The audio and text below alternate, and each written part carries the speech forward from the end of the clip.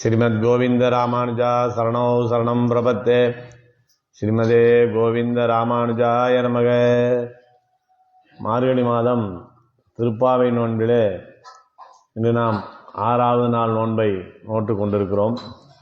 கடந்த 5 பாசுரங்கள் மூலமாக பகவானுடைய 5 நிலைகளை சொல்லி அதிலே 5வது நிலையாக இருக்கக்கூடிய அச்சாவதாரத்திலே நாம் சரணாகதி அடையலாம் என்பதை காண்பித்து கொடுத்தது மாத்திரமல்லாமல் இந்த நோன்பினுடைய சிறப்பென்ன, இந்த நோன்பிலே ஈடுபடுபவர்களுடைய சிறப்பென்ன, இந்த நோன்புக்கு நாம் செய்ய வேண்டிய காரியங்கள் என்ன, செய்யக்கூடாதது என்ன என்று இதை பற்றின சிறப்பையெல்லாம் சொல்லி இந்த நோன்புக்கு நம்மளை தயார்படுத்தினார் இந்த 5 பாசுரமானமா. இப்போ நல்ல விஷயத்தில் ஈடுபட போகிறோம். இந்த நோன்பில் ஈடுபடக்கூடியவர்களுக்கும் நன்மை இருக்கிறது. இந்த நோன்பு நடைபெறுவதனால இந்த உலகத்திற்கும் இந்த ஊருக்கும் நன்மை இருக்கிறது என்று தெரிந்து கொண்டோம். அப்போது நாம் ஈடுபட போகக்கூடியது மிக சிறந்ததான ஒரு காரியம் என்பதிலே நமக்கு சந்தேகமில்லாமல் தெரிந்து கொண்டோம். அப்படியானால் இந்த நோன்பிலே நாம் தனித்தே ஈடுபடுவதா, இல்லை ஒரு சற்சங்கமாக கோஷ்டியாக இருந்து ஈடுபடுவதா என்ற ஒரு சந்தேகம் இங்கே ஏற்படுகிறது. அதற்கு ஆண்டாள் நாச்சியார் இங்கே நமக்கு விளக்கம் சொல்லுகிறார். எப்படி சொல்லுகிறார் என்றால், இங்கே இந்த ஆயர்பாடியில் இந்த நோன்பை நோட்பதற்குண்டான பக்தி ஒவ்வொருவரிடத்திலும் இருக்கிறது. அதற்குண்டான உபகரணங்களும் இருக்கிறது. மார்கழி மாதம் இருக்கிறது, மதி நிறைந்த நன்னாள் இருக்கிறது. அதற்கு மேலே நாம் யாரிடம் சரணமடைய வேண்டுமோ அந்த கண்ணன் இருக்கிறான். இதையெல்லாம் இருக்கிற போது இதற்கு மேலே ஆயர்பாடியில் இருக்கக்கூடிய ஆயர்களுடைய சம்மதம் இருக்கிறது இந்த நோன்பை நோட்பதற்கு.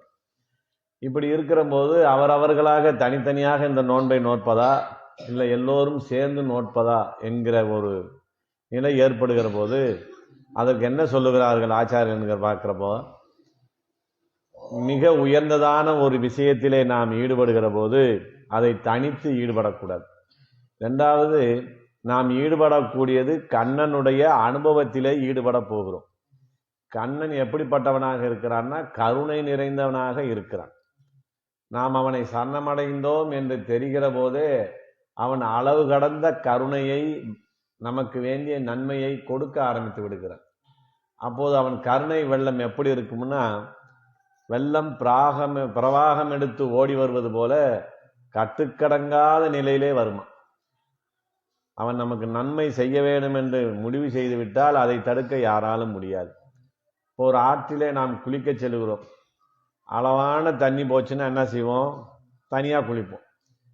அங்கே வெள்ளம் கரை புரண்டு ஓடுகிற ஒரு நிலை இருக்கிறதுன்னா நாம் என்ன செய்வோம்? ஒரு 10 பேராக போனோம்னா ஒருத்தருக்கு ஒருத்தர் கையை கோர்த்து கொண்டு அந்த நீரிலே நாம் நீராட தயாராகும். அதுக்கு என்ன காரணம்? அந்த வெள்ளத்திலே நாம் அடித்து சென்று விடக்கூடாது என்பது நோக்கம். அதுபோல கண்ணனுடைய அருள் என்கிற பிரவாகம் இங்கே கரை புரண்டு ஓடுகிறது. அதிலே நாம் முழுகுகிற போது, நாம் ஒருத்தருக்கு ஒருத்தர் இணைந்து செய்கிற போது நமக்கும் பாதுகாப்பு, கண்ணனுடைய அந்த அருளுக்கும் நன்மை ஏற்படுகிறது. அதனால இதை ஒரு கோஷ்டியாக இருந்து நாம் அனுபவிக்க வேண்டும். அதுதான் எல்லோருக்கும் நன்மை தரக்கூடியதாக இருக்கும். ஏன்னா கண்ணனுடைய அனுபவத்தில் ஈடுபட்டால் நம்மிடத்திலே பல மாற்றங்கள் ஏற்படுமா. இந்த கண்ணனுடைய சிறப்பை பற்றி நினைக்கிற போது ஆழ்வார் என்ன சொல்லுகிறார்? காலாலும் நெஞ்சலியும் கண் சுழலும். நமக்கு எப்போ இப்படி ஏற்படும்? சாதாரணமாக நம்ம பிள்ளைகளுக்கு ஒரு நன்மை ஏற்பட்டு விட்டால், நம் குடும்பத்துக்கு ஒரு நன்மை ஏற்பட்டு விட்டால் நமக்கு அந்த மாதிரி நிலையெல்லாம் வரும். திடீர்னு ஒருத்தர் வரார், உங்களுக்கு பரிசு சீட்டு மூலமாக 5 கோடி ரூபா விழுந்துருச்சுன்னு சொன்னால் என்ன செய்வோம்? மயக்கம் போட்டு கீழே வந்துடுவோம். 5 கோடி வந்துதான். அதை போல நமக்கு எங்கே இன்பம் ஏற்படுகிறது என்றால், கண்ணனுடைய அனுகிரகம் நம் மீது பட்டுவிட்டது, நாம் அவனை நெருங்கிவிட்டோம், அவன் நமக்காக இறங்கி வந்திருக்கிறான் என்று நினைக்கிற போது, அவனுடைய அனுபவத்தில் ஈடுபடுகிற போது காலாலும், கால் ஒரு இடத்துல நிற்காதான், அந்த பலம் இழந்து விடுகிறது. சொல்லுறோம்யா, எனக்கு மயக்கம் வந்து கீழே விழுந்துட்டேன்னு சொல்லி. அது மாதிரி காலாலும் நெஞ்சு அழியும் கண் சுழலும். அப்போ அவனுடைய பக்தியை, அவனுடைய நினைவை நாம் நினைக்கிற போது நம் தன்னிலை மறந்து கண்ணிலே நீர் சொரியக்கூடிய அளவிலே பக்தி ஏற்பட்டு விடும். அதனால என்ன செய்யறாரு? உயிர் காத்து ஆட்செய்மின்னு கேட்கிறார். உன்னுடைய பக்தியில ஈடுபட்டு அந்த அனுபவத்தில நான் அளவு கடந்த மகிழ்ச்சியில இருக்கிறேன், அதுல இருந்து என்னை காத்து கொடுக்க வேண்டும். யார்ட்டு கேட்கிறோம்? பகவான்கிட்டே கேட்கிறார். உயிர் காத்து ஆட்செய்மின் ஆளியோடும் பொன்னார் சார்ங்கமுடைய அடிகளை இன்னார் என்று நான் அறியேன். முன்னாடி போய் நின்ன பிறகு தன்னிலை மறந்து நிற்கக்கூடிய நிலையில இருப்பதனால நமக்கு என்ன வேணும்? பக்கத்துல ஒருத்தருக்கு ஒருத்தர் துணை வேணும். அப்படி மிகப்பெரிய ஒரு விஷயத்தில் ஈடுபடும் போது நாம் கோஷ்டியாக நின்று அனுபவிப்பதுதான் சிறப்பு. அதனால தான் ஆண்டாள் நாச்சியார் கூடி இருந்து குளிர்ந்தேலோரெம்பாவாய் என்று சொல்லுகிறார். எல்லாருடைய வீட்லேயும் பகவானுடைய சித்திரம் இருக்கிறது, ஆண்டாளுடைய சித்திரம் இருக்கிறது. அவரவர்கள் இல்லத்திலே இருந்தவாறே நாம் 30 பாசனமும் சேவிச்சுக்கலாம். ஏன் இந்த நேரத்தில் எழுந்து வந்து ஒரு இடத்துல கூடுகிறோம் என்றால், எல்லாருமாக கூடியிருந்து அனுபவித்தால் இதற்குண்டான பலன் நமக்கு அதிகமாக கிடைக்கும். இதைத்தான் பிற்காலத்தில் கூட்டு பிரார்த்தனை என்று வைத்தார்கள். நமக்கு அந்த காலத்தில் ராமானுஜரும் ஆச்சாரியரும் என்ன செய்தார்கள்னா, சச்சங்கமாக ஒரு இடத்திலே கூடியிருந்து நாம் அனுபவிக்க வேண்டும். அது ஏன் அப்படி செய்கிறாங்கன்னா, அடியார் குலாங்களை உடன் கூடுவது என்றுகளோ, இந்த அடியார்களோடு நான் கூடுவது எந்த நாள்? இப்போ எங்கே வந்துட்டாங்க? கூவிக்கொள்ளும் காலம் என்னும் குறுகாதோன்னு பெருமாள்கிட்ட நான் போய் கூடுறது எந்த காலம் என்பதை மாற்றி அடியார் குலாங்களோடு கூடுவது என்றுகளோ என்று கேட்கிறார். அப்போ நமக்கு எது இன்பத்தை கொடுக்கும்? அதிக விதமான இன்பத்தை கொடுப்பது பகவானிடத்திலே சேருகிற போதா, அவனுடைய அடியவர்களோடு சேருகிற போதா என்று சொல்லுகிற போது, அவனுடைய அடியார்களோடு சேருகிற போதுதான் நமக்கு மற்றற்ற ஒரு மகிழ்ச்சி, இந்த அனுபவம் நமக்கு கிடைக்கிறது. இதை யார் சொல்றாங்கன்னா, வைகுண்டத்திலே இருக்கிற நித்திய சூரிகள் அவர்களே அங்கே பகவானை போய் அனுபவிக்கிற போது அடியார்கள் எல்லாம் அந்த நித்திய சூரிகள் எல்லாம் சேர்ந்து தான் போவாங்க. எனக்கு தனியா பார்த்தா அவனுடைய கருணை வெள்ளத்தை நம்மாலே தாங்க முடியாது என்று அவ்வளவு ஞானத்திலே உயர்ந்தவர்களே குழுவாக சென்று பகவானை அனுபவிக்கிறார்கள். கண்ணனுடைய நிலைமை எப்படிப்பட்ட நிலைமையாக இருக்கிறோன்னா, இமையோர் தமக்கும் செவ்வே நெஞ்சால் நினைப்பரிதால் வெண்ணெய் உண் என்னும் ஈன சொல்லுங்க. தேவர்கள் நம்ம இங்கேருந்து என்ன ஆசைப்படுறோம்? பரமபதத்தில் இருக்கிற பெருமாளை சேவிக்கணும்னு ஆசைப்படுறோம். பரமபதத்தில் இருந்த நித்திய சூரியெல்லாம் என்னன்னு ஆசைப்பட்டாங்களா? பகவான் கண்ணனாக போய் அவதாரம் செய்து அங்கே இருக்கிற ஆயர்களுக்கெல்லாம் மிக நெருக்கமாக நெருங்கி பழகக்கூடிய நிலை இருக்கிறதாமே, அங்கே கண்ணன் வெண்ணெய்களெல்லாம் திருடி சாப்பிடுகிறானாமே, எல்லோரையும் குறும்பு செய்து வம்புழுக்கிறானாமே, அதையெல்லாம் நாம் அனுபவிக்க முடியவில்லையே என்று அவர்களே இந்த விஷயத்தை அனுபவிக்க வேண்டும் என்று ஆசைப்படுகிற கூட நிலையிலேயும் வடிவழகிலேயும் சிறந்து நிற்கிறான் கண்ணன். அப்ப பரவாசு தேவனை விட இங்கே கண்ணனாக இருக்கிற நிலைமை மிக நம்மளை ஈர்க்கக்கூடிய நிலைமையாக இருக்கிறது. நித்திய சூரிகளே ஆசைப்படக்கூடிய நிலைமை இருப்பதனால அதை அனுபவிக்கக்கூடிய ஆயர்கள் அவ்வளோ ஒன்றும் ஞானத்தில் உயர்ந்தவர்கள் இல்லை. அதனால இவர்கள் என்ன செய்யணும்? எல்லோருமாக கூடி இருந்து இந்த விஷயத்திலே அனுபவிக்க வேண்டும். ஒரு நல்ல பொருள், ஒரு நல்ல பதார்த்தம், ஒரு நல்ல விஷயம் இது நமக்கு கிடைத்தால் இதை நாம் மாத்திரம் அனுபவிக்க கூடாது. 4 பேருக்கு அதை நான் கொடுத்து பகிர்ந்து உண்பதுதான் நம்முடைய வைணவ சித்தாந்தத்திலே மிக சிறப்பானதாக இருக்கும். அதெல்லாம் சொன்னாங்க, நல்ல வஸ்துவை தனித்து புஜிக்கலாகாது. நமக்கு கிடைச்சி போச்சு, வீட்டில் வச்சு பூட்டிக்கிறோம், யாருக்கும் சொல்லக்கூடாது. இது எப்படி இருந்ததுன்னா, வேதமாக வந்தபோது இந்த ஆத்மாக்கள் கடை தேர்வதற்குண்டான வழிகளை எல்லாம் நமக்கு வேதம் காண்பித்து கொடுத்தது. அந்த வேதத்தை என்ன பண்ணாங்க? ஒரு சாரார் வச்சுக்கிட்டாங்க. இவங்க தான் வேதம் படிக்கணும், அவங்களுக்கு தான் அந்த நன்மை கிடைக்கும். பிற்காலத்தில் ஆண்டாள் நாச்சியாரும் ராமானுஜரும் தான் அந்த கட்டை உடைத்தார். ஆசையுடையவருக்கெல்லாம் ஆரியர்கள் கூறும் என்று பேசி வரம்பு அறுத்தார் பின்னுன்னு சொல்லி, எந்த குலத்திலே பிறந்திருந்தாலும் ஆசை இருக்கிறவர்களுக்கெல்லாம் இந்த வாய்ப்பை கொடுக்கணும்னு சொன்னாங்க. அதற்கு என்ன காரணம்? நான் நரகம் போனாலும் பரவாயில்லை, இங்க இருக்கிற எல்லா ஆத்மாக்களும் பரமபதம் போகணும் என்று ராமானுஜருடைய எண்ணம் எதுக்கு ஏற்பட்டது?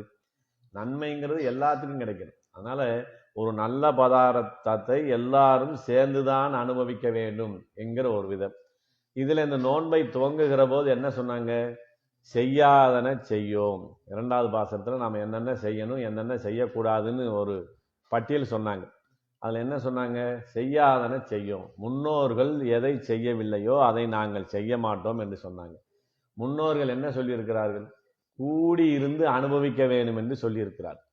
அதனால அந்த நிலை காரணமாகவும் கோஷ்டியாக இருந்து அனுபவிக்க வேண்டும் என்ற நிலையைத்தான் இந்த பாசுரத்திலே இருந்து தொடங்குகிறார்.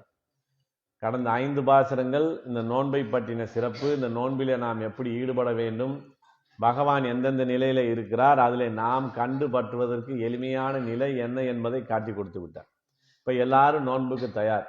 அதற்கு எல்லோரையும் ஒன்று சேர்க்க வேண்டும். அதனால இனி வரக்கூடிய இந்த 10 பாசரங்களில இந்த நோன்பிலே ஈடுபடக்கூடிய சககாரிகளை எழுப்புகிறார்.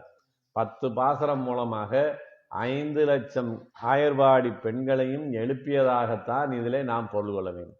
அந்த விஷயத்தை நமக்கு ஆச்சாரியர்கள் எவ்வாறு சொல்லியிருக்கிறார்கள் என்றால், இந்த 10 பாசுரங்களிலும் ஒவ்வொரு ஆழ்வாரை முன்னிட்டு சரணமடைந்து அவர்களை இந்த கோஷ்டியிலே சேர்த்து கொள்ளும் விதமாகத்தான் நமக்கு அமைத்து கொடுத்திருக்கிறார். இன்றைய தினத்திலே ஆண்டாள் நாச்சியாருக்கு தகப்பனாராகக்கூடிய ஒரு வாய்ப்பையும், ரங்கநாதருக்கு மாமனாராகக்கூடிய ஒரு வாய்ப்பையும், கருடனுடைய அம்சமாகவும் இருந்து இங்கே அவதாரம் செய்து வேதத்தை நிலைநிறுத்தி விரைந்து கிளியறுத்தான் பாதங்கள் யாமுடைய பற்று என்ற சொல்லக்கூடிய பெரியாழ்வாரை இன்றைய தினத்திலே இந்த கோஷ்டியிலே சேர்த்து கொள்ளுகிறார்கள். அவரை எழுப்பக்கூடிய நிலைதான் இன்றைய பாசுரம். ஏன்னா இந்த நோம்புல ஈடுபடும் போது நமக்கு ஒரு சந்தேகம் வரும். எல்லோருக்கும் ஆர்வம் இருக்கு, எல்லோரும் கலந்துக்கலான்னு முடிவு பண்ணிட்டோம். அதுல என்ன, சிலர் எழுப்பக்கூடிய நிலையிலும் சிலர் மயங்கி கிடக்கக்கூடிய நிலையிலும் இருப்பதற்கு என்ன காரணம் அப்படிங்கிற ஒரு சந்தேகம். எல்லோரும் அவங்கவுங்க நேரத்துக்கு வந்துடணுமா இல்லையா? ஏன் இதில் போய் ஒரு டீம் என்ன செய்கிறாங்க, எழுந்து எல்லோரையும் எழுப்பக்கூடிய இடத்துக்கு போகிறாங்க. சிலர் எழுப்பக்கூடிய நிலையிலே படுத்து கொண்டு இருக்கிறார்களே, இது சரியாக இருக்கிறதா என்று கேட்கிற போது, கண்ணனுடைய குணங்களிலே ஈடுபடுகிற போது சிலரை மயங்க பண்ணுகிறது. அவர்கள் அந்த நினைவிலேயே மயங்கி கிடக்கிறார்கள். உறங்குவான் போல் யோகு செய்த பெருமாள்னு, பெருமாள் எப்படி இந்த உலகத்தை பற்றி சிந்தித்து கொண்டு ஆனந்த சயனிலே மயங்கி கிடக்கிறாரோ, அதை போல சில அடியவர்கள் என்ன செய்கிறாங்க, பகவானுடைய நினைவினாலே மயங்கி கிடக்கிறார்கள். சிலர் என்ன செய்கிறாங்க, அவங்களுடைய குணத்தினுடைய சிறப்பினாலே துடிப்பாகி அவர்கள் அதிகாலையில எழுந்து எல்லோரையும் எழுப்பக்கூடிய நிலைக்கு வருகிறார். அதான் சொல்லுவாங்க, கோஷ்டியிலேயோ நம்ம சேவகாலம் நடக்கிற போது, இந்த உபன்யாசங்கள் காலட்சேபங்கள் நடக்கிற போது ஒருத்தர் அயர்ந்து தூங்கி கொண்டிருந்தால் அவர் பகவான் அனுபவத்தில் இருக்கிறார், அவரை தொந்தரவு பண்ணாதீங்கன்னு சொல்லுவாங்க. நாமெல்லாம் வெளிப்படையாக கண்ணை திறந்து அவரை பற்றி பேசிக்கிட்டு இருக்கிறோம். அவர் தன்மறந்து ஏகாந்தமாக பகவானை அனுபவிக்கிறார், அதனால அவரை தொந்தரவு செய்யாதீங்க அப்படின்னு சொல்லுவாங்க. அதனால இதுல சிலர் உறங்குவதனாலேயும் சிலர் எழுப்பப்படக்கூடிய நிலையிலே இருப்பதனாலேயும் அவர்கள் குறைந்தவர்கள் இவர்கள் உயர்ந்தவர்கள் என்ற வித்தியாசம் இல்லை. எல்லோரும் அவனுடைய குணானுபவங்களிலே ஈடுபட்டு அந்தந்த நிலையிலே நிற்கிறார்கள் என்கிற நிலையையும் சொல்லி, இந்த முதலாக இந்த அனுபவத்திலே புதியதாக ஈடுபடக்கூடிய ஒரு பெண்ணை எழுப்புகிறார். இந்த கோஷ்டிக்கு புதிதாக சேர்ந்த ஒரு பெண்ணை எழுப்புகிறார்கள். எப்படி எழுப்புகிறார்கள்? புல்லும் சிலம்பினகான் புல்லரையன் கோயில் வெள்ளை விழிச்சங்கின் பேரரவம் கேட்டிலையோ, பிள்ளாய் எழுந்திராய், பேய்முளை நஞ்சுண்டு கள்ளச்சகடம் களற்களிய காலோச்சி வெள்ளத்தரவில் துயிலமர்ந்த வித்தினை உள்ளத்து கொண்டு முனிவர்களும் யோகிகளும் மெல்ல எழுந்து அரியந்த பேரரவம் உள்ளம் புகுந்து குளிந்தேலோர் எம்பாவாய் என்கிற பாசுரம் மூலமாக இந்த முதலிலே புதியதாக ஈடுபட்ட ஒரு பெண்ணை எழுப்புகிறார். முதல் நாள் இரவு படுக்க போகிற போது அதிகாலையில் 3 மணிக்கு எல்லாரும் எழுந்து வந்துடணும், நம்ம திருப்பாவனம் ஆரம்பிக்கணும்னு சொல்லிட்டு தான் போகிறாங்க. அதில் ஒரு டீம் முதலையே இப்போ எந்திரிச்சிட்டாங்க. எந்திரித்தவங்க இந்த பெண்ணுக்கிட்ட வர்றாங்க. பெண்ணு, நேற்றைய தினத்திலே நான் அதிகாலையிலே எழுந்து வந்து விடுவேன் என்று சொன்னாயே, இன்னும் எழாமல் இருக்கிறாயே என்று சொல்லுகிறார். இன்னும் நீங்க உறங்கலாமா அப்படின்னு கேட்கிறாங்க. அதற்கு அவங்க உள்ள இருந்து சொல்றாங்க, விடிகாலையிலே நான் வருவேன் என்று சொன்னது உண்மைதான், விடியட்டும் வாரேன், இன்னும் விடியவில்லையேன்னாங்க. ஏன் நாங்கள் வந்தது உனக்கு விடிந்ததான அர்த்தமாக தெரியவில்லையா என்று கேட்கிற போது, நீங்கள் இந்த மார்கழி மாதம் பிறந்ததிலிருந்து உறங்குவதே இல்லை. நீங்க தூங்குனா தானே எழுந்திருக்கிறதுக்கு. காலையில நோன்புக்கு போகணுங்கிற ஒரு முடிவோட நீங்கள் உறங்காமலே இருப்பதனால நீங்கள் எழுந்து வந்திருப்பது விடிந்ததற்கான அடையாளம் இல்லை. உங்களுக்கு உறக்கமே இல்லாததுனால எது விடிகாலை என்று உங்களுக்கு தெரியவில்லை என்று சொல்லுகிறார்கள். அப்ப நாங்க சொல்வதிலே உனக்கு நம்பிக்கை இல்லையான்னு கேட்டாங்க. நீங்க சொல்லுவதை வேத வாக்காக நான் எடுத்துக்கொள்வதற்கு தயாரில்லை. விடிந்ததற்கான அடையாளம் வேற ஏதாவது இருந்தால் சொல்லுங்கள், நான் விடிந்த பிறகு வாருகிறேன் என்று சொன்னான். அப்ப இவங்க சொல்றாங்க, புல்லும் சிலம்பினகான், பறவைகள் எல்லாம் அதிகாலையில எழுந்து சத்தமிட்டு கொண்டு அது இறை தேட கிளம்ப தயாராகிறதே, அது உங்களுக்கு ஒரு அடையாளமாக தெரியவில்லையான்னா, நீங்க இந்த ராத்திரியெல்லாம் இந்த நோன்புக்கு தயாராகிற இந்த சத்தத்திலையும் ஆரவாரத்திலையும், ஏன்னா ஒரு 5 லட்சம் பேர் அந்த ஊர்ல இருக்கிறாங்க. அந்த 5 லட்சம் பேரும் தூங்காம 2 மணிக்கெல்லாம் 3 மணிக்கெல்லாம் எந்திரிச்சு இப்படி நீங்க சத்தம் போட்டீங்கன்னா, அந்த பறவைகள் ஞான குறைவு, அறிவு குறைவானது. அது என்ன செய்யுது, இவ்வளவு பேர் எந்திரிச்சிட்டாங்களே, அப்போ விடிந்து விட்டது போல என்று அதுவும் தவறாக சத்தமிட்டு கொண்டு இறை தேட போகிறது. அதனால அந்த பறவைகள் சத்தமிடுவது ஒரு அடையாளமாக நாம் எடுத்துக்கொள்ள முடியாது. அதனால எழுந்த பிறகு வாருகிறேன் என்று கிடக்கிட்டான். அவங்க சொல்றாங்க, இந்த அறிவில்லாத பறவைகள் தான் நாங்க போட்ட சத்தத்தினால எழுந்து போயிடுச்சுன்னு சொல்றீங்க. ஆனா அடுத்து ஒரு அடையாளம் இந்த ஊர்ல இருக்கு. என்ன அடையாளம் இருக்கு? புல்லரையன் கோவில். புல் அரையன் கோவில். புல்லரையன் கோயில் என்று சொல்லுகிற போது, புல்லுங்கன்னா நமக்கு பறவைகள். இந்த பறவைகளுக்கெல்லாம் தலைவனாக இருக்கக்கூடியவன் யாருன்னா கருடாழ்வார். அந்த கருடாழ்வாருக்கு தலைவனாக இருக்கக்கூடியவனுடைய கோயில் புல் அரையன் கோ என்று சொல்லி, அதுக்கு தலைவனாக யார் இருக்கிறான்? ஸ்ரீமன் நாராயணன் இருக்கிறான். அந்த சன்னதியிலே விடிந்து விட்டது, எல்லோரும் இங்கே பகவானை சேவிக்க வாருங்கள் என்று நம்மளை அழைக்கும் முகமாக சங்கை ஊதுகிறார்களே, அந்த ஓசை உனக்கு கேட்கவில்லையா? அது விடிந்ததற்கான அடையாளம் இல்லையா என்று இவர்கள் சொல்லுகிறார்கள். அப்ப இங்க நமக்கு ஒரு சந்தேகம் வரும், இந்த ஊர்லயே கண்ணன் இருக்கிறாரு, கண்ணன் இங்க நேரடியாக இருக்கிற போது இங்க பெருமாள் சன்னதின்னு ஒண்ணு தனியா இருக்கணுமா? அப்ப கண்ணனை சேவிப்பதா சன்னதியிலே இருக்கக்கூடிய பெருமாளை சேவிப்பதாங்கிற ஒரு சந்தேகம் நமக்கு இங்க வரும்.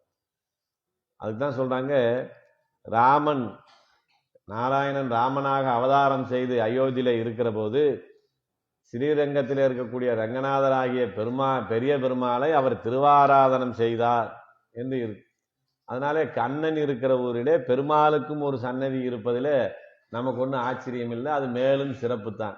அப்படிப்பட்ட சன்னதியிலே எல்லோரும் வாருங்கள் என்று அழைக்கும் முகமாக சங்கை ஊதுகிறார்களே, அந்த ஓசை உனக்கு கேட்கவில்லையா என்று கேட்கிற போது இந்த பெண் சொல்றாங்க, அது நம்மை அழைப்பதற்கான சங்கொலி இல்லை. இந்த அப்பெல்லாம் ராத்திரியில இரவுக்கு காவல் ஆள் போடுவாங்க ஒரு ஊரை சுற்றி. அவங்க என்ன செய்வாங்கன்னா, 1 மணி நேரத்துக்கு ஒரு முறை சங்க ஊதுவாங்க. அப்ப நம்ம தெரிஞ்சுக்கலாம், மணி 10 ஆகுது 11 ஆகுது அப்படின்னு தெரிஞ்சுக்கலாம். அப்படி ஊதும் போது அது 1 மணி நேரத்துக்கு ஒருக்க ஆளும் மாறுவாங்க. அப்படி முறை வைத்து அழைப்பதற்குண்டான சங்கின் ஒளியாகத்தான் இருக்குமே ஒழிய அது விடிந்ததற்கான சங்கொலி இல்லை என்று இவர்கள் சொல்கிறார். அவங்க சொல்றாங்க, இந்த முறை வைத்து அழைக்கக்கூடிய சங்கினுடைய ஓசை அளவு கம்மியா இருக்கு. ஏன்னா அது ஒரு எச்சரிக்கைக்காக சொல்றது, எல்லாரும் எழுந்து வாருங்கள் என்பதற்காக சொல்வதல்ல. இப்ப ஊதக்கூடிய சங்கினுடைய ஓசை எப்படி கேட்கறதுன்னா, பகவான் கையிலே இருக்கக்கூடிய பாஞ்ச சன்னியத்திலே வரக்கூடிய ஒளியை விட அதிகமாக கேட்கிறதே. அந்த வித்தியாசம் உனக்கு தெரிய வேணாமா? அந்த சத்தம் உன் காதிலே விழுந்து உன்னை எழுந்திருக்க செய்ய வேணாமா? அந்த சத்தத்தையும் கேட்டுக்கொண்டு நீ உறங்கி கிடக்கிறாயே, அது எப்படிப்பட்ட சங்காக இருக்கிறது? புல்லரையன் கோவில் வெள்ளை விழிச்சங்கின், அந்த வெண்மையான சங்கினுடைய ஒளி உனக்கு கேட்கலையா? அந்த சங்கு வெளுத்திருப்பது உனக்கு தெரியவில்லையா என்று கேட்கிற போது, நீங்கள் அந்த சங்கினுடைய வெளிச்சத்தை பார்த்துவிட்டு விடிந்து விட்டதாக நினைக்கிறீர்கள். இந்த சத்தம் நம்மை எழுப்பதற்கான சத்தம் அல்ல என்று உள்ளே இருக்க பெண் சொல்லுகிறார். அப்போ இவங்க என்ன நினைக்கிறாங்க, நம்ம என்ன சொன்னாலும் திருப்பி திருப்பி இந்த பெண் நமக்கு பதில் சொல்லிக்கிட்டே இருக்கிறாள், இந்த பெண்ணை என்ன சொல்லி கூப்பிடுவோம் அப்படின்னு நினைக்கிற போது, புதியதாக வந்து இந்த கோஷ்டியிலே சேர்ந்ததுனால சிறு பிள்ளையாக இருக்கிறார். இந்த கோஷ்டியினுடைய அருமை இவனுக்கு தெரியவில்லை. இந்த வைணவத்தில் ஈடுபடுகிற போது 2 நிலைகள் இருக்கிறது. பகவானை அனுபவிக்க வேணும் என்றுதான் நாம் இதில் ஈடுபடுவோம். ஆனால் ஈடுபட்ட பிறகு அந்த பலன் எங்கே உச்சமாக இருக்கிறது என்று பார்க்க வேண்டும். நம்ம எல்லோரும் சன்னதிக்கு போகிறோம். முதல்ல எங்கே போவோம்? பெருமாள் சன்னதிக்கு போவோம்னு ஆரம்பிப்போம். அப்புறம் அங்கே போன பிறகு என்ன பார்ப்போம்னா, அங்கே ஒரு கோஷ்டி நடந்துக்கிட்டு இருக்கும், ஏதோ சேவிச்சுக்கிட்டு இருக்கிறாங்க. அப்போ அதை நம்ம தினந்தோறும் பார்க்கிற போது இவங்க ஏதோ சேவிக்கிறாங்களே, இதை நாமளும் சேவிக்கலாமே, நம்ம எண்ணம் கொஞ்சம் அதில் ஈடுபடும். அப்புறம் போனால் நமக்கு முதல்ல இந்த திருப்பல்லாண்டு, திருப்பள்ளி எழுச்சி, திருப்பாவை பாசனங்களை சேவிக்க கற்றுக் கொடுப்பாங்க. அதற்கு பிறகு நாம் என்ன ஆகும்? அந்த கோஷ்டியிலே கலந்து கொள்ளாட்டி நமக்கு மனசு வருத்தப்படக்கூடிய அளவில் நம்ம தயாராகிடும். ஒரு நாளைக்கு கோஷ்டிக்கு போகாட்டி மனசு எப்படியோ இருக்கு. நான் அந்த கோஷ்டிக்கு போகணும், அங்கே போய் சேவிக்கணும், அவர்களை எல்லாம் பார்க்க வேண்டும், அவர்களிடத்திலே கலந்து இருந்து அவர்களோடு தீர்த்த பிரசாதம் பட்டு வர வேணும்னு நம்ம துடிக்கிறோம். நம்ம ஊர்லேயே நடக்குது. சாயந்தரம் 6 மணிக்கு மேலே ஆனால் நம்ம எங்கே இருந்தாலும் நம்ம மனசு எப்படியாவது சன்னதிக்குள்ளே போயிடுது, நம்ம எங்கே இருந்தாலும் அங்கே போய் கலந்துக்கணும்னு நினைக்கிறோம். அப்போது இந்த வைணவத்திலே சொல்லக்கூடிய தத்துவம் என்ன? பகவானுடைய அனுபவத்தை விட பாகவதர்களோடு சேர்ந்து இருப்பது மிகப்பெரிய அனுபவம். அதுதான் இதில் ஈடுபடக்கூடிய ஒன்றில் நமக்கு கிடைக்கக்கூடிய நன்மை. ஏன்னா பரமத்தில் என்ன செய்ய போகிறோம்? கூடியிருந்து குளிர போகிறோம். அது இங்கேயே அந்த அனுபவம் கிடைப்பதனால உனக்கு அந்த தாத்பரியம் தெரியலை. பகவானை அனுபவிப்பதை விட பாகவதரோடு சேர்ந்து இருந்து அனுபவிப்பதுதான் சிறப்பு என்கிற தாத்பரியம் உனக்கு தெரியவில்லை. என்ன காரணம்? நீ இப்போதான் இந்த கோஷ்டிக்குள்ளே வந்திருக்கிற. எங்களுக்கெல்லாம் அது நன்றாக தெரியும். அதனாலே உன்னை இந்த கோஷ்டியில சேர்த்து கொள்ள வேண்டும் என்று நாங்கள் இங்கே வந்திருக்கிறோம். நீ இப்படி மறுத்து பேசலாமா என்று கேட்கிறார். நீ எங்களை உதாசீனப்படுத்தி விட்டு மனதளவிலே கண்ணனை நினைத்து கொண்டு அந்த அனுபவத்திலேயே கிடக்கிறாய். அது தவறு. அதனால நீ பிள்ளாய், நீ சிறு பிள்ளைங்கிறது சரியா போச்சு அப்படின்னு சொல்லவுமே அந்த அம்மாவுக்கு கொஞ்சம் கோவம் வந்து, என்ன வந்ததுமே நான் எல்லாம் சின்ன பிள்ளைன்றது சரியா போச்சேன்னு சொல்றாங்களே அப்படின்னு நினைச்சு, நான் கண்ணனுடைய அனுபவத்திலே கிடக்கிறேன்னு நீங்க நினைக்க வேணாம். என் மனதிலே கண்ணனுடைய அனுபவம் இருந்தாலும் கூட நீங்கள் என் வீட்டு வாசலிலே வந்து என்னோடு இப்படி பேசுவதை அனுபவித்து கொண்டு நான் இங்கே கிடக்கிறேன். அதுதானே எனக்கு சிறப்பு. அப்போ கோஷ்டிக்கு தானே நான் முக்கியத்துவம் கொடுத்து இங்கே இருக்கிறேன்னா, நீங்க நான் பகவானுடைய அனுபவத்திலே ஈடுபட்டு கொண்டு பாகவதர்களை நீ உதாசீனப்படுத்துகிறாயே என்று கேட்பது தவறு. நீங்கள் தான் பிள்ளாய் அப்படின்னு சொன்னாங்க. நீங்க தான் சிறுபிள்ளைத்தனமா பேசுறீங்களே ஒழிய நான் சிறுபிள்ளை அல்ல என்று சொல்லுகிறார். அப்ப இவங்க சொல்றாங்க, அடியார் குலாங்கள் உடன் கூடுவதென்றுகளோ. ஒரு பாகவத வைணவத்தில் ஈடுபட்டு விட்டால் முதல் ஆசை எப்ப இருக்கணும்னா, அடியார்களோடு நம்ம கூடி இருப்பது எப்போது, அதற்குண்டான நேரம் எப்போது கிடைக்கும் என்று ஆசைப்பட்டு இருப்பது தானே நமக்கு சிறப்பு. அதைத்தானே அடியார் குலாங்கள் உடன் கூடுவதென்றுகளோ என்று சொல்லாங்க. அதற்கு மேல இந்த கோஷ்டியில பார்க்கிறது, கண்ணில் பார்க்கிறது எவ்வளவு பெரிய சிறப்புன்னு சொல்லி இருக்கிறாங்க. அடியார்தம் கூட்டம் கண்டிட கூடுமேல் அது காணும் கண் பயனாவதேன்னு. ஒரு 10 பேர் கோஷ்டியா இருக்கிறாங்க, அந்த கோஷ்டிகளை நம்ம கண்ணில் பார்க்கறதுக்கே கொடுத்து வச்சிருக்கணும்னு சொல்லுவாங்க.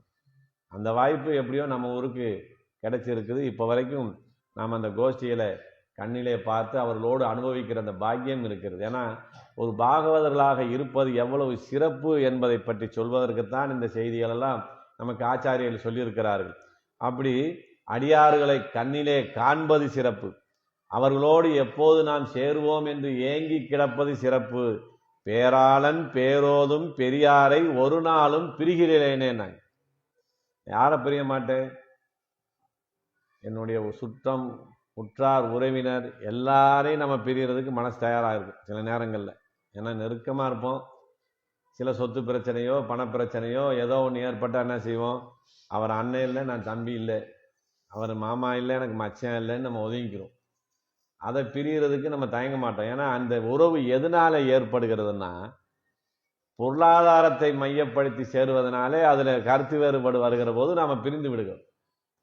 ஆனால் பகவானுடைய பெயரை சொல்லிக் கொண்டிருக்கிற பேராளன் பேரோதும் பெரியாரை ஒரு காலம் பிரிகிலேனே. பகவானுடைய நாமங்களை எந்த நேரமும் சொல்லிக் கொண்டிருக்கக்கூடிய பாகவதர்களை பிரிவதற்கு எந்த இடத்திலும் என் மனது சம்மதிக்காது. அவர்களை பிரிந்தால் நான் தரித்திருக்க மாட்டேன் என்கிற நிலைதானே நமக்கு பூர்வாச்சாரியர்கள்லாம் சொல்லியிருக்கிறாங்க. நீ எங்களோடு வந்து சேர்ந்து இந்த கோஷ்டியில் அனுபவிக்கலாம்னு பார்த்தா உங்க பேச்ச கேட்கறதே எனக்கு சந்தோஷம்னு நீ உள்ளேயே இருக்கலாமா? அதுவும் தவறு தானே. கண்ணனோட அனுபவத்துல இல்லை, எங்களுடைய பேச்சை கேட்டுக்கொண்டு உள்ளே இருக்கிறான்னு சொல்றார், அதுவும் தவறு. நீ உடனே எழுந்து வந்து இந்த கோஷ்டியோடு சேர வேண்டும். அப்போதுதான் நீ சிறு பிள்ளை இல்லை, நீ கொஞ்சம் பக்குவப்பட்ட பெண் என்பதை நாங்கள் ஏற்றுக்கொள்ள முடியும், நீ எழுந்து வா என்று சொல்கிறார். அப்ப அவங்க கேட்குறாங்க, நான் விடியட்டும் நினைச்சுதான் காத்திருக்கிறேன், நான் இன்னும் அதை உணரலைன்னு நினைச்சுக்கலாம். உங்களை உணர்த்தியது யார்? உங்களை எழுப்பியது யார்? எதை கேட்டு விடிந்தது என்று நீங்கள் உணர்ந்து இங்கே வந்தீர்கள் என்று கேட்கிற போது அப்பதான் அவங்க சொல்றாங்க, பேய்முளை நஞ்சுண்டு கள்ளச்சகடம் கலற்கலிய காலோச்சி வெள்ளத்தரவில் துயிலமர்ந்த வித்தினை உள்ளத்து கொண்டு முனிவர்களும் யோகிகளும் மெல்ல எழுந்து அரியன்ற பேரரவம் செய்தார்கள். அதை கேட்டு நாங்கள் இங்கே வந்திருக்கிறோம். இன்றைக்கு நமக்கு ஆச்சாரியர்கள் என்ன சொல்லியிருக்கிறாங்க, நாம் இரவிலே படுத்து காலையிலே எழுந்திருக்கிற போது படுக்கையிலே எழுந்து அமர்ந்து 2 கைகளையும் தேய்த்து உள்ளங்கையை பார்த்து ஹரி ஹரி ஹரி ஹரி என்று 7 முறை சொல்லலாம் நமக்கு சொல்லியிருக்கிறாங்க. அப்படி சொல்லி அந்த நாளை நாம் துவக்க வேண்டும் என்று சொல்லியிருக்கிறார். அப்ப இங்க என்ன சொல்றாங்க, ஆயர்பாடியில எல்லோர் வீட்டிலேயுமே அப்படி இருக்கிறவர்கள் எழுந்து ஹரி ஹரி ஹரி என்று சொல்லக்கூடிய அந்த ஓசை எங்களுக்கு கேட்டது, அதனாலே விடிந்து விட்டது என்பதை நாங்கள் உணர்ந்து உன்னிடத்திலே வந்திருக்கிறோம் என்பதை பற்றி தான் இங்க சொல்லுகிறார். அப்படி சொல்லும்போது இந்த விருந்தாந்தத்தை எல்லாம் சொல்லி சொல்லுகிறார். பேய்முளை நஞ்சுண்டு கள்ளச்சகடம் கலக்கலிய காலோச்சி வெள்ளத்தரவில் துயிலமர்ந்த வித்தினை அப்படின்னு பகவானுக்கு வந்த ஆபத்துகளையும் இங்கே சொல்லி, அவன் இருக்கிற மேன்மையும் சொல்லி, அவன் நம்மோடு இறங்கி வந்து பழகக்கூடிய நீர்மை என்கிற இந்த 3 குணங்களையுமே இங்கே நமக்கு இங்கே சொல்லுகிறார். எப்படி சொல்லுகிறார்கள் என்று பார்க்கலாம் போது, பகவானுக்கு ஆபத்து வந்து விட்டது, கண்ணனுக்கு ஆபத்து இருக்கிறதுன்னு சொன்னா இந்த உள்ளே இருக்கக்கூடிய பெண் கொஞ்சம் வேகமா வெளியே வருவாங்க அப்படிங்கிறதுனால முதலிலே வந்த ஆபத்தை என்ன சொல்லுகிறார், கண்ணன் குழந்தையாக இருக்கிற போது தன்னைத்தானே காத்து கொள்ள முடியாத ஒரு வயதிலே அவன் இருக்கிறான். அப்போது தாய் போலவே உருவம் எடுத்து பூதகி வருகிறார். ஒரு தாய் போல வந்து கண்ணனை தூக்கி தாய்ப்பால் கொடுத்து அது விஷப்பாலாக கொடுத்து கண்ணனை முடித்து விட வேண்டும் என்று கம்சனுடைய உத்தரவை நிறைவேற்றுவதற்காக இங்க வருகிறாள். அதான் பேய்முளை நஞ்சுண்டு அப்படின்னு சொல்றாங்க. அப்படி பேய்முளை நஞ்சுண்டுன்னு வருகிற போது கண்ணனுக்கு இப்படி ஒரு பெண்ணால ஆபத்து இருக்கிறதே, அதுவும் தாய் போல வருகிறாரே அப்படின்னு நினைச்சு இந்த பெண்ணானவள் எழுந்து வருவாள்னு பார்க்கிற போது பேய்முளை நஞ்சுண்டுன்னு சொல்லுங்கிற போதே அவன் அந்த பெண் நினைச்சாங்க, அப்படி அந்த பெண்ணின் இடத்திலே தாய்ப்பால் அருந்துகிற போது அந்த பாலோடு சேர்த்து அந்த பூதையினுடைய உயிரையும் குடித்து விட்டானே கண்ணன். அதனால ஆபத்து நீங்கி விட்டது, கண்ணனுக்கு அவ்வளவு பெரிய ஆபத்தெல்லாம் இல்லை அப்படின்னு சொல்றாங்க. இவங்க நினைக்கிறாங்க கண்ணனுக்கு ஆபத்து இருக்கு அப்படின்னு சொன்னா அந்த பெண் வருவான்னு பார்த்தா ஆபத்து நீங்கி விட்டது, அதனால ஒன்றும் அவசரம் இல்லை, மெல்ல போலாம்னு சொல்றாளேன்னா அதற்கு அடுத்த நிலைக்கு தயாராகிறாங்க. என்ன சொல்றாங்க, பேய்முளை நஞ்சுண்டுன்னு சொன்னோம், அந்த இடத்துல வீட்டுக்குள்ள இருந்தாங்க, தாய் காப்பாற்றக்கூடிய ஒரு வாய்ப்பு கூட இருந்தது, அதுல அவர் தப்பிச்சிட்டாரு. அதற்கு பிறகு கள்ளச்சகடம் கலக்கலிய காலோச்சி அப்படின்னு இப்படி பெண்ணாக உருவமாக வந்தா கண்ணன் கண்டுபிடித்து விடுகிறான் என்று ஒரு வண்டியில, அந்த காலத்துல நம்ம பெரிய சக்கரம் போட்ட கட்ட வண்டின்னு சொல்லுவோம், அந்த வண்டிக்குள்ளே ஒரு அசுரன் சகடாசுரன் நுழைந்து கொள்கிறான். அந்த சகடாசுரன் அந்த வண்டிக்குள்ளே இருக்கிறான் என்பது தெரியாமல் அசோத பிராட் என்ன செய்யறாங்க, அந்த வண்டியினுடைய 2 சக்கரத்துல சேலைய தொட்டிலாக கட்டி அந்த தொட்டிலே கொண்டு போய் இவங்களே போடுறாங்க.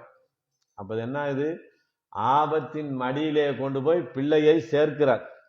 யார் சேர்க்கிறார், காப்பாற்ற வேண்டிய தாயே கொண்டு போய் அங்க சேர்க்கிறாங்க. இப்படிப்பட்ட பெரிய ஆபத்து வந்து விட்டது கண்ணனுக்கு, அதனாலே நீ எழுந்துவான்னு சொன்னாங்க. அப்ப அவங்க சொல்றாங்க, யசோத பிராட்டி ஆபத்துல கொண்டு போய் போட்டது உண்மைதான், அந்த வண்டிக்குள்ள சகடாசுரன் ஆவேசி இருப்பது உண்மைதான், கண்ணனுக்கு ஆபத்தும் வந்தது உண்மைதான். ஆனா அந்த கண்ணன் அந்த ஆபத்திலேருந்து எப்படி வெளிவந்தான்? நான் தொட்டிலே படுத்திருக்கிறான், கட்டிலே அசுரன் இருக்கிறான். இப்ப இந்த அசுரனை கொல்லணும். இதை மாயம் செய்து கொன்னா ஆயர்பாடியில் இருக்கிறவங்க கண்ணனை பார்த்து பயந்துருவாங்க. அப்ப அதுக்கு என்ன செஞ்சாராம், தொட்டில படுக்கிற போது குழந்தைக்கு பசிச்சா என்ன செய்யும்? சத்தம் போட்டு அழுகும். கொஞ்ச நேரம் அழுது யாராவது வந்து அவங்க தாய் தூக்கலைன்னா என்ன ஆகும்? கையை காலை உதற ஆரம்பிக்கும். அப்படி பசிக்கு காலை உதறுவது போல உதறி காலை நீட்டி அந்த காலாலே சக்கரத்தை உதைத்து சகடாசுரனை கொண்டு விட்டார். அதனால அந்த ஆபத்தும் நீங்கி விட்டது. அதான் சொல்றாங்க, கள்ளச்சகடம் களக்களிய காலோச்சி, காலினாலே எட்டி உதைத்து விட்டானே, அதனால அந்த ஆபத்தும் நீங்கி விட்டது. நீங்க இல்லாத ஆபத்தெல்லாம் கண்ணனுக்கு ஏற்பட்டு இருக்கிறது என்று சொல்ல வேண்டியது இல்லை. அதனால அதுல இருந்தும் தன்னை தற்காத்து கொண்டான் அப்படின்னு சொல்றாங்க. சரி, அடுத்து என்ன சொல்றாங்க? வெள்ளத்த அறவில் துயிலமர்ந்த வித்தினை, ஆபத்தெல்லாம் இல்லாத இடத்துல படுத்திருக்கிறான். திருப்பார்கடலுக்குள்ள எந்த ஆபத்தும் கண்ணனுக்கு கிடைக்கிறதுக்கு வாய்ப்பில்லை. பகவான் மிகவும் ஒரு குளிர்ந்த நிலையிலே இருக்க வேண்டும் என்று விரும்பக்கூடியவர். அப்படிப்பட்ட நிலை காஞ்சியில இல்லாதனாலதான் திருக்கட்சி நம்ம போய் விசிறி வீச போயிட்டார். ஏன்னா அந்த காலத்திலேயே ஏசியிலே இருந்து பழகலாம்னு நினைச்சவர் போல இருக்கு. அதனால என்ன பண்ணியிருக்கிறாங்க, அவருடைய தேகத்தின் மென்மைக்கு தகுதியாக குளிர்ச்சியான திருப்பார்கடலுக்குள்ளே கொண்டு போய் சயனித்திருக்கிறார். அப்படி இருக்கிற போது அந்த நீர் தன் மேலே பட்டுவிடக்கூடாது என்பதற்காக குளிர்ச்சியாக வாசனையோடு இருக்கக்கூடிய ஆதிசேஷனை அனந்த சயனனை படுக்கையாக்கி அந்த படுக்கையிலே அங்கே துயின்று கொண்டிருக்கிறான். ஆனால் வெள்ளத்து அறவில் துயில் அமர்ந்த வித்தினை. திருப்பார்கடலிலே பெருமாள் இருப்பதற்கு என்ன காரணம்?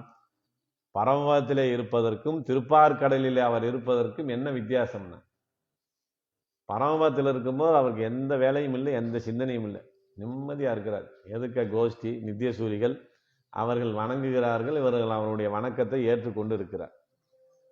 அதற்கடுத்து இந்த உலகத்திலே இருக்கக்கூடிய துன்பங்களை, துயரங்களை, இடையூறுகளை களைய வேண்டும் என்று சிந்திக்கிற போது எங்க வரனா திருப்பார்கடலுக்கு வந்துடுறார். இப்ப நமக்கு அங்க இருந்துதான் அவதாரங்களாக பகவான் வெளிப்பட்டு வருகிறார். அதனாலதான் அங்க வித்தாக இருக்கிறான். பரமபதத்தில் இருக்கிற பெருமாளை வித்துன்னு சொல்லல. இங்கே வந்து திருப்பார்கடலிலே இருக்கக்கூடிய எழுந்தல் இருக்கக்கூடிய பெருமாள் தான் அவதாரங்களுக்கு வித்தாக இருக்கிறான். இப்ப நம்ம ஒரு பயிர் இருக்கு, அதை முளைக்க வைக்கணுமா என்ன செய்வோம்? அது பாட்டுக்கு இருந்து அது முளைக்கவே முளைக்காது. அப்படி முளைக்காத நிலையில இருப்பவர் தான் பரமபதத்தில் இருப்பவர். அது முளைக்க வேணும்னா என்ன செய்யறோம்? முத நாள் அந்த பயிரை ஒரு பாத்திரத்தில் இட்டு கொஞ்சம் தண்ணியை ஊற்றி வைக்கணும். தண்ணியை ஊற்றிட்டு அது முளைக்க ஆரம்பிச்சு. இப்ப இவருக்கு பரமபதத்திலிருந்து திருப்பார்கடலுங்கிற தண்ணிக்குள்ள வர்றதே முளைச்சு அவதாரமாக வெளியே வரணும். அப்படி அவதாரங்கள் வெளியே வந்தால்தான் இங்கே இருக்கக்கூடிய அடியார்களை ரட்சிக்க முடியும் என்பதற்காகத்தான் திருப்பார்கடலிலே சயனித்து கொண்டிருக்கிறான் என்பதான் வெள்ளத்து அறவில் துயில் அமர்ந்த வித்தினை. தூங்கி கொண்டிருக்கிறான். அவருக்கு தூக்கமா இருக்குன்னா உறங்குவான் போல் யோகு செய்த பெருமாள் செய்யும். அங்கே பரமபதத்தில் நிம்மதியா இருக்கிறார். அங்கே பிராட்டிமார்கள் அவன் திருவடியை பிடித்து விட்டு கொண்டிருக்கிறார்கள், பக்கத்திலே இருக்கிறார்கள். ஆனா அவர் என்ன செய்யறாருன்னா அதெல்லாம் மறந்துட்டாராம். இந்த திருப்பார்கடல்ல இருக்கிறது நமக்கு நல்லா தான் இருக்கு. ஆனா இதை விட சிறப்பான ஒரு இடம் இருக்கிறது. எது இருக்கிறது?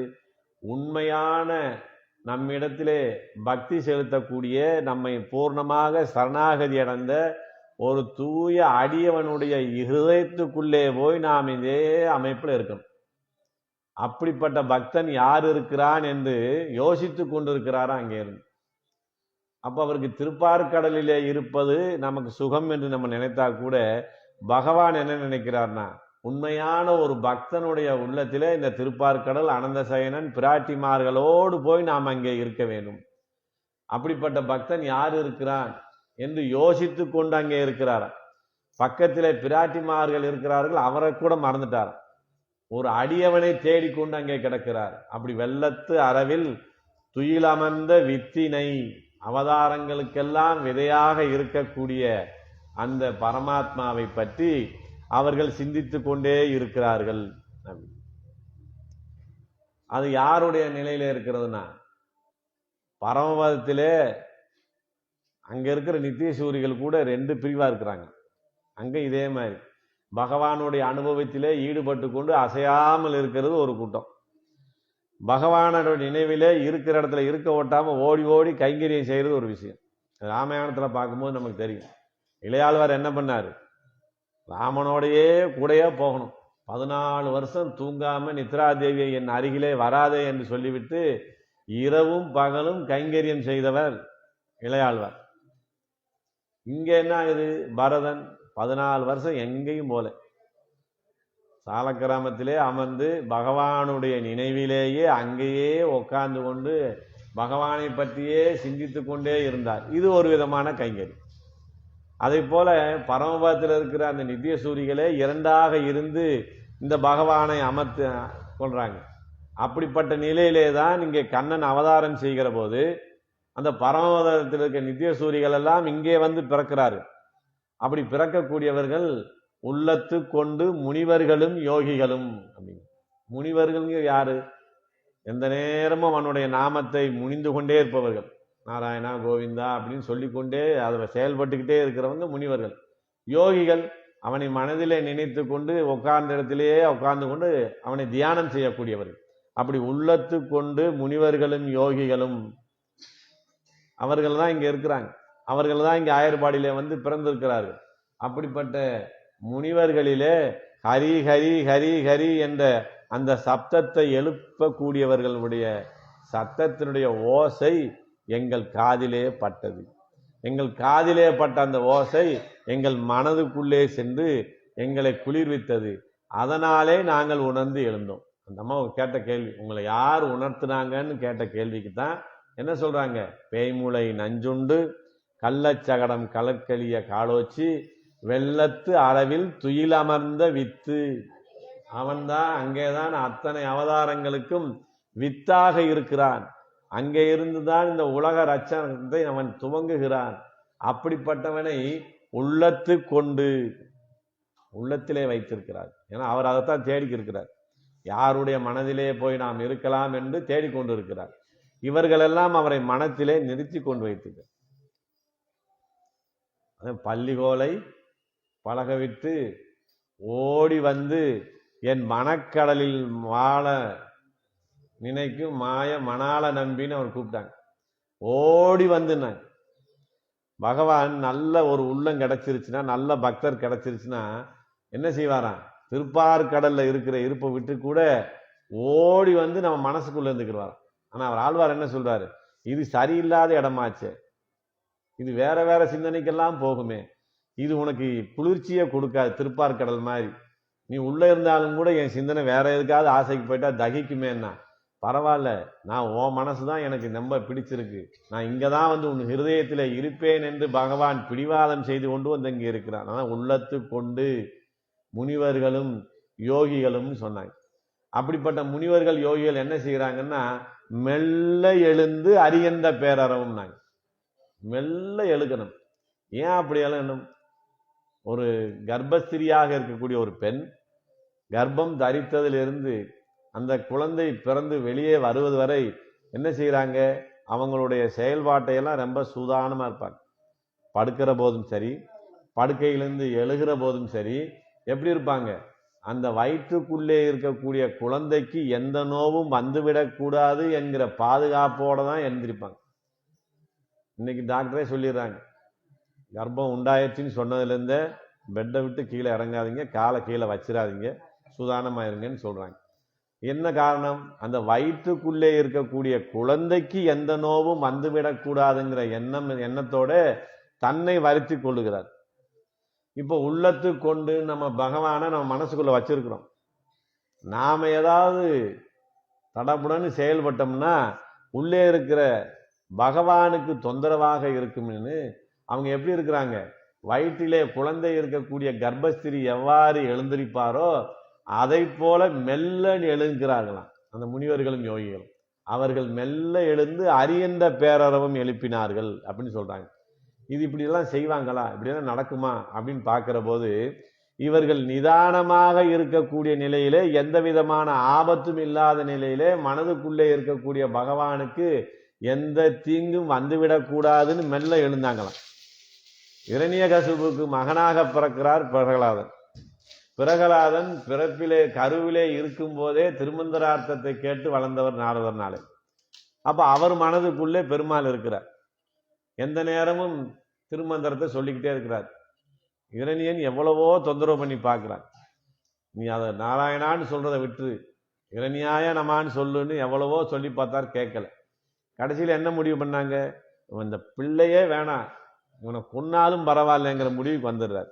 அப்போ என்ன செய்யறாங்க? ஒரு மலை உச்சிக்கு கொண்டு சென்று பிரகலாதனை பலமான ஒரு கல்லிலே கட்டி அங்கே இருந்து அதன் அருகிலே இருக்கக்கூடிய கடலிலே தூக்கி எறிகிறாங்க. இப்படி தூக்கி நம்மளை எரிஞ்சா நம்ம என்ன சிந்தனையோட இருப்போம்? இந்த பெருமாளை கும்பிட்டதுக்கு இதுதான் நமக்கு கிடைச்ச பலனா? நம்ம என்ன தப்பு பண்ணோம்? நாராயணான்னு சொன்னது குற்றம்னு நம்மளை அப்படி கல்லில் கட்டி தூக்கி கடல்ல போடுறாங்களே, இந்த சற்று நேரத்தில் கீழே விழுந்த நிமிஷத்துக்கு நம்ம உயிர் போயிருமே அப்படிங்கிற வருத்தம் நமக்கு இருக்கும். இதுல இருந்து எப்படி நம்ம தப்பிச்சுக்க போறோமோ, யார் காப்பாற்றுவாங்களோ அப்படிங்கிற சிந்தனை தான் நமக்கு ஓடும். ஆனா பிரகலாதனை அப்படி தூக்கி வீசுகிற போது அவர் என்ன செய்தாரா? தன்னுடைய 2 கைகளையும் எடுத்து இப்படி மார்பில வைத்து கொண்டார். நம்மளை யார் காப்பாற்றுவாங்கிற எண்ணம் அவருக்கு அங்க இல்லை. நம்ம என்ன சற்று வினாடிகளிலே உயிர் போக போகுதேங்கிற எண்ணம் அவருக்கு இல்லை. கடுமையாக அடி விழுந்து பலமாக வழி வருமேங்கிற எண்ணமெல்லாம் அவருக்கு இல்லை. இப்படி நெஞ்ச பிடிச்சுக்கிட்டே விழுந்தார். என்ன காரணம் அதுக்கு? உள்ளத்து கொண்டு, இந்த உள்ளத்துக்குள்ளே பகவான் பிராட்டியோடு எழுந்திருக்கிறாரே, அவருக்கு ஏதாவது ஆபத்து வந்துருமா? இவ்வளவு உயரத்திலிருந்து கீழே விழுக போறோம், அப்படி விழுகிற போது அவருக்கு எதுவும் ஆபத்து வந்துருமான்னு இப்படி நெஞ்ச பிடிச்சுக்கிட்டே விழுந்தார். நமக்கு அடிபட்டாலும் பரவாயில்ல, உள்ளே இருக்கிற பெருமாளுக்கும் பிராட்டிக்கும் எதுவும் ஆகிவிடக்கூடாது என்கிற நிலை. இப்படிப்பட்ட நிலையை நாம் அடைய முடியுமா? அந்த அளவுக்கு பக்தியிலே நின்றால் அங்கே பகவான் நம்மளை ரட்சிப்பார். நமக்கு விழுகும்போது சந்தேகம், இந்த பெருமாள் வருவாரா மாட்டாரா? அவர் ஏற்கனவே தூங்குறாருன்னு சொல்றாங்களே, தூக்கத்திலிருந்து எழுந்திருக்கிறதுக்குள்ள நம்ம கீழே விழுந்துருவோமா? அவர் எழுந்து வரும்போது கடால்வார் தயாரா இருப்பாரா? நம்ம விழுகிறதுக்குள்ள வந்து பிடிக்க மாட்டாரான்னு இந்த குழப்பத்துக்கு போயிருப்போம். ஆனா பிரகலாதனுக்கு எந்த விதமான குழப்பம் இல்லை. அவர் அனந்தாழ்வான் நிலைக்கு போயிட்டார். இங்கே இருந்தால் கோனேரியிலே குளித்து திருவேங்கடமுடையானுக்கு கைங்கரியம், அங்க போயிட்டா விரஜையிலே தீர்த்தமாடி பரவாசி தேவனுக்கு கைங்கரியம் அப்படிங்கிற நினைவு வந்ததுனால பிரகலாதன்ட்ட எந்த பதட்டம் இல்லை. ஆனா உள்ள இருக்கிற பெருமாளுக்கும் பிராட்டிக்கும் என்னமா ஆகிவிடக்கூடாது என்ற நிலையில இந்த மார்பை கையில பிடித்து கொண்டே வந்து விழுந்தாராம். ஆனா அவரும் காப்பாற்றப்பட்டார். அதுல இருந்து மீண்டு வந்தார். அந்த பகவானுடைய இந்த பக்தி அவரை அங்கே காப்பாற்றி கொடுத்ததுன்னு.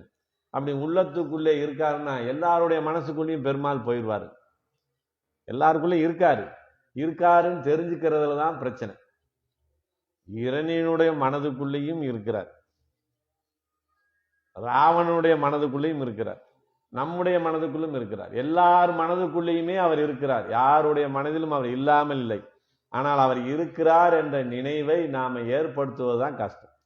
ஏன் நம்ம தினந்தோறும் பஞ்சசம்ஸ்காரம் வைக்கணுங்கிறோம், திருமண் வைக்கணுங்கிறோம், தினந்தோறும் தீர்த்தமாடணும், நாம அருந்துகிற உணவை கூட பகவானுக்கு காட்டிவிட்டு பிரசாதமாக்கி சாப்பிடணும். சாதமா சாப்பிட்றத விட பிரசாதமாக சாப்பிட வேணும்னு சொல்லியிருக்கிறாங்களே, இதெல்லாம் எதுக்குன்னா நம்ம தேகம் ஒரு கோயில், நம்ம உள்ளம் என்கிற அந்த கருவறைக்குள்ளே, அந்த இதயத்துக்குள்ளே பெருமாளும் பிராட்டியும் இருக்கிறார்கள் என்ற நினைவோடு தான் நம்மை நாம தூய்மைப்படுத்திக் கொள்வோம்.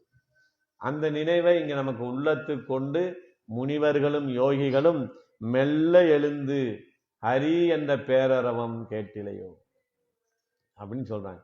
அப்போ நமக்கு இங்க ஒரு சந்தேகம் வருது, எல்லாரும் மனசுக்குள்ளேயும் அவர் இருக்கிறாருன்னா கெட்டவங்க மனசுக்குள்ளேயும் இருப்பாரா? அப்ப நமக்கு அவங்களுக்கு என்ன வித்தியாசம் அப்படிங்கிற ஒரு நினைவு இங்க இருக்கும். எல்லாருடைய மனசுக்குள்ளேயும் இருப்பார். தீ சுடும்னு தெரிஞ்சு தொடுறவங்களுக்கும் சுடும், தீ சுடாதுன்னு தெரியாமல் தொடுறவங்களுக்கு சுடும். தீயினுடைய தன்மை சுடுவது. எல்லாருடைய மனசுக்குள்ளே இருப்பது பகவானுடைய தன்மை. அவன் இருக்கிறான் என்பதை அறிந்து அதற்கு தகுந்தால் போல நடந்து கொள்வது நம்மளுடைய. அப்படிப்பட்ட அந்த பேரரவம் உள்ளம் புகுந்து குளிந்தேலோர் எம்பாவா, இந்த உள்ளத்துக்குள்ளே புகுந்து குளிர்ந்ததுனாலே, அந்த குளிர்ச்சியின் வெளிப்பாட்டினாலே நாங்கள் உணர்ந்து எழுந்து வந்து உன்னை எழுப்ப வந்திருக்கிறோம். நீயும் எங்களை போன்ற இந்த கோஷ்டியிலோடு சேரக்கூடிய அனுபவம், அந்த உள்ளத்துக்குள்ளே பகவான் இருக்கிறான் என்பதை உணர்ந்து அந்த குளிர்ச்சியை அனுபவிக்க வேண்டும். பெண்ணே, எழுந்து வந்து இன்றைய கோஷிலே நீயும் சேர்ந்து கொள்ள வேண்டும் என்று இந்த பெண்ணை எழுப்புவதாக ஆண்டாள் நாச்சியார் தெரிவித்திருக்கிறார்கள் என்று சொல்லி நிறைவு செய்கிறேன். ஸ்ரீமதே ராமானுஜாய நமः.